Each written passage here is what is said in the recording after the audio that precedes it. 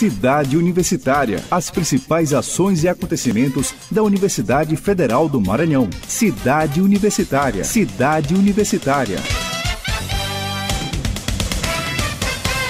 A imprensa é considerada por muitos estudiosos como o quarto poder e que o papel primordial dela é levar a informação à população com precisão, de forma séria, o mais imparcial possível e comprometida com a verdade. Os meios de comunicação mais tradicionais têm tratado o assunto do novo coronavírus no Brasil de forma objetiva. Contudo, a imprensa tem sido alvo de constantes ataques e de descrédito por parte de alguns setores da sociedade. E diante do momento crítico em que a população mundial vive no enfrentamento à pandemia, esta situação exige cautela. Para a jornalista e professora do Departamento de Comunicação da Universidade Federal do Maranhão, Linchan Chuen, a imprensa brasileira se manteve no estágio equilibrado quando passou a tratar do assunto. Segundo ela, a cobertura sobre o novo coronavírus passou a ter o nível mais elevado nas últimas semanas. A imprensa brasileira, nesse momento, tem até surpreendido, porque normalmente, em momentos de crise, o jornalismo abandona uma crise quando outra se aproxima.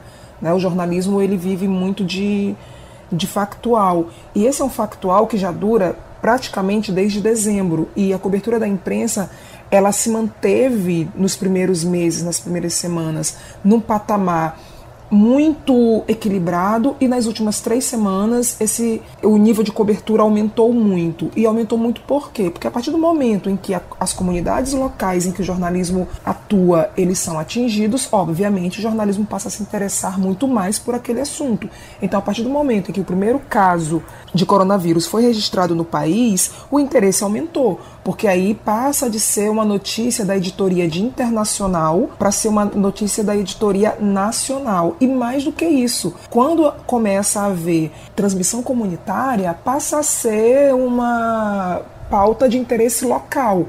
A jornalista Linchan Chuen sugere que a imprensa deva conduzir e esclarecer da melhor maneira os fatos. A imprensa precisa aumentar, inclusive, o tom da cobertura, porque novos dados aparecem todos os dias, novas informações precisam ser checadas, contradições precisam ser respondidas, como agora nós vivemos uma espécie de crise de informação oficial no governo, uma parte do governo diz uma coisa, outra parte do governo diz outra, então o jornalismo ele precisa atuar como mediador dessas vozes em conflito. Anderson Rodrigues para o Cidade Universitária.